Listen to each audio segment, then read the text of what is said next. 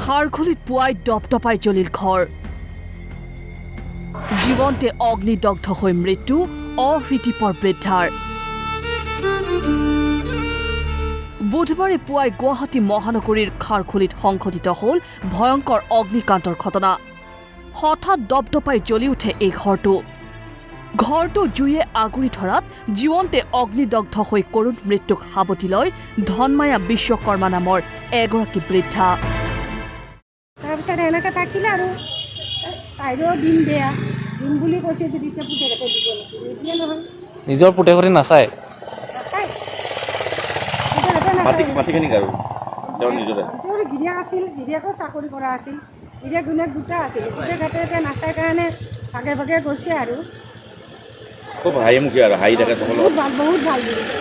আকৌ বেয়াকৈ নকয় আপোনাক দেখিলে যদি আইতা কি কৰিছে আছোঁ দে বাপা এনেকৈ আছোঁ দে ভালনে কথা বতৰা চবকে ক'ব আইতা এতিয়া ধূপ লগাই দিবা 10 টকা লাভ ধূপ লগাই দিব এই ধূপ লগাই দিবা অকলশৰে জীৱন নিৰ্বাহ কৰা মৃত 87 বছৰীয়া বৃদ্ধাগৰাকীয়ে পুৱা জুইৰ ওচৰত বহি থাকোঁতে অগ্নিদগ্ধ হোৱাৰ সন্দেহ কৰিছে স্থানীয় ৰাইজে ঘটনাস্থলীত আৰক্ষী অগ্নি নিৰ্বাপক বাহিনীৰ লোক উপস্থিত হৈ নিয়ন্ত্ৰণলৈ আনে জুই আৰক্ষীয়ে বৃদ্ধাগৰাকীৰ মৃতদেহ মৰণোত্তৰ পৰীক্ষাৰ বাবে প্ৰেৰণ কৰে ব্যুৰ' ৰিপৰ্ট ঈশান নিউজ।